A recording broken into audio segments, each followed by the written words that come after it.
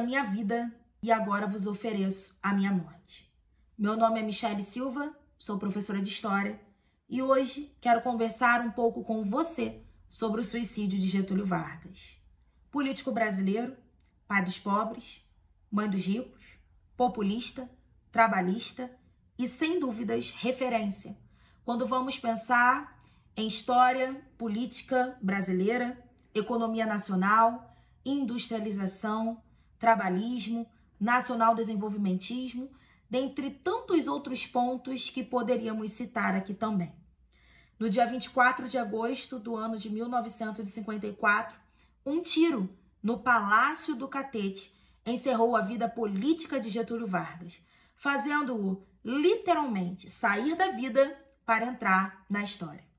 Mas, para entendermos melhor o contexto em que o suicídio de Vargas aconteceu, é importante voltarmos um pouco.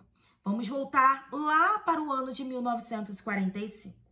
Bom, no ano de 1945, Vargas foi deposto. E embora tenha sido afastado da presidência, ele não vai abandonar a política literalmente. Na verdade, ele vai se candidatar a senador e a deputado, acumulando algumas vitórias, deixando bem claro que ele estava afastado da presidência, mas continuava a ter força política. Caminhando um pouco, após o governo de Eurico Gaspar Dutra, nas eleições de 1950, Vargas sai como um grande vitorioso. E agora ele vai viver uma experiência que ainda não havia vivido até então. Ele volta nos braços do povo por intermédio de uma eleição direta.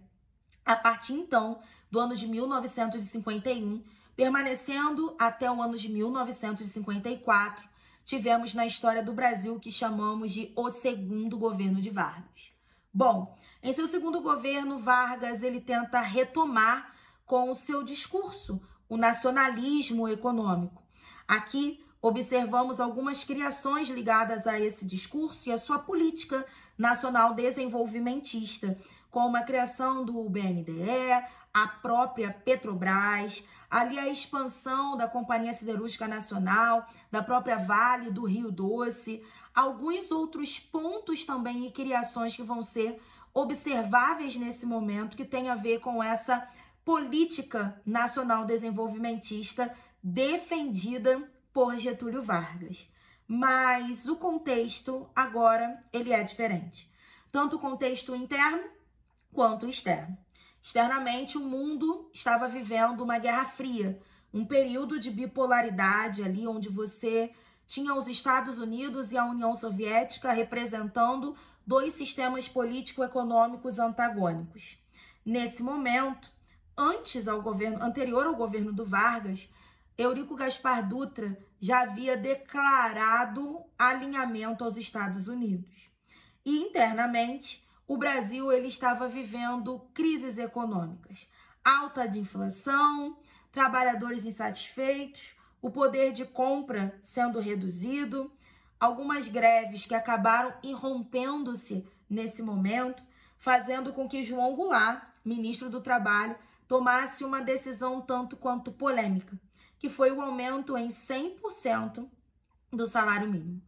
É claro que essa medida acabou desagradando o grande empresariado, setores ligados ao capital estrangeiro, a grande imprensa e até mesmo setores militares.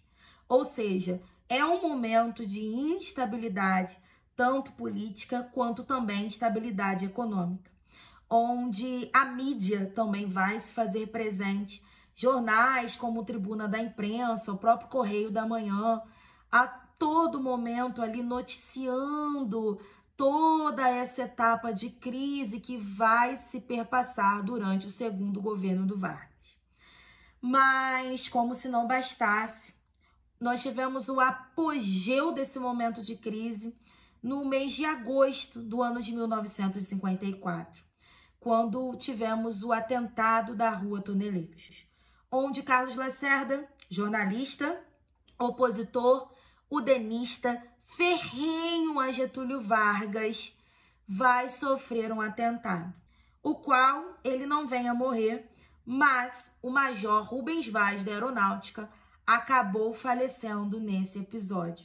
E é claro, o Brasil já estava efervescente e toda essa situação de crise acabou piorando por conta desse atentado. A exposição midiática foi muito forte.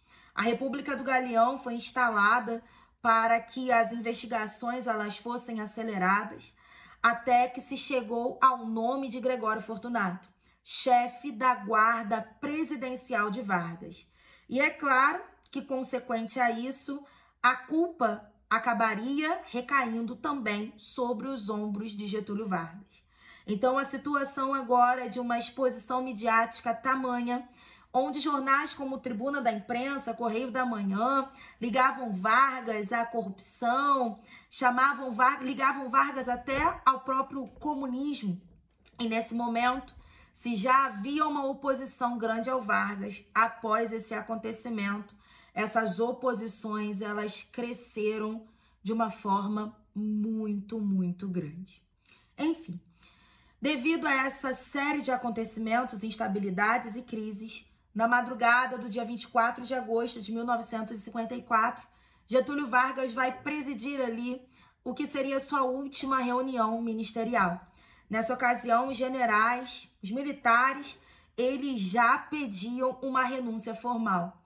Foi quando Vargas menciona a famosa emblemática frase: "Só sairei morto do catete".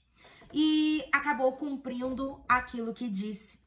E no dia 24 de agosto de 1954, com um tiro no peito, ele saiu da vida para entrar na história. Ao lado do seu corpo, uma carta-testamento foi deixada.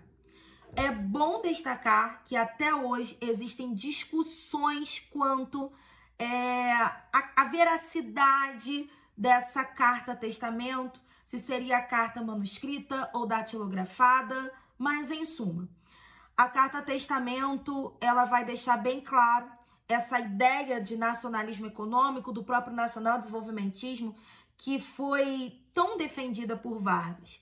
Quando em alguns trechos vão ser destacados palavras como: "Lutei contra a expoliação do Brasil, lutei para que vocês não fossem escravos de ninguém".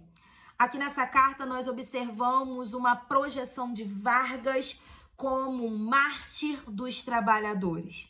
Uma figura um tanto quanto heróica, aquele que defendeu o Brasil e a sua soberania nacional.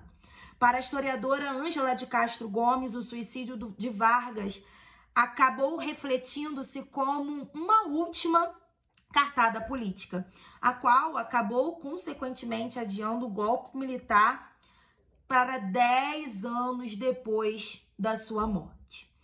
Enfim, é importante, como já destaquei anteriormente, ressaltar que para historiadores e jornalistas existe essa discussão até hoje quanto à origem exata do documento, mas a questão aqui é nós observarmos que o discurso nacionalista de Vargas ele vai estar presente tanto numa versão quanto em outra versão, e essa ideia de destacá-lo como um defensor da soberania nacional também. Enfim, essa notícia do suicídio de Vargas trouxe uma comoção e uma repercussão, até mesmo uma convulsão social tão grande, a qual o Brasil ainda não havia experimentado. Como historiadora, interpreto esse ato final como uma forma de Vargas de blindar o seu projeto político. Que projeto, Michele? O projeto do trabalhismo. E também de manter viva a chama daquele Estado que intervém na economia, que defende a industrialização, que garante direitos sociais e que também vem a defender e garantir a soberania nacional. Apesar de críticas que foram feitas ali ao próprio Estado Novo, Vargas, dos anos 50, foi um presidente eleito que buscou conciliar a democracia política e reformas sociais profundas. Mas, é claro, num contexto interno e externo totalmente diferente, no qual ele já havia experimentado em seu primeiro governo. O suicídio de Vargas, ele cristalizou a imagem do pai dos pobres e acabou influenciando diretamente líderes como, por exemplo, João Goulart. E 71 anos depois, o gesto de Vargas, ele continua a nos envolver e a nos chamar a atenção. Ele próprio disse: saio da vida para entrar na história. E de fato entrou. Como político, como pai dos pobres, mãe dos ricos, populista, trabalhista e, sem dúvidas, como eu disse no início desse vídeo, como uma referência para se pensar uma relação entre o Estado, a economia, o povo, o trabalhismo. A questão é: o que fizemos ou o que faremos com esse legado, com essa herança deixada por Getúlio Vargas? Afinal de contas, compreender o suicídio de Vargas é tentar entender as disputas sobre o Brasil que ainda travamos nos dias de hoje. E aí, fica essa pergunta para mim e para você: o que fizemos ou o que faremos com essa herança que foi deixada por Vargas? Um grande beijo, um grande abraço, compartilhe esse vídeo, deixe seu like e até uma próxima vez. Tchau, tchau!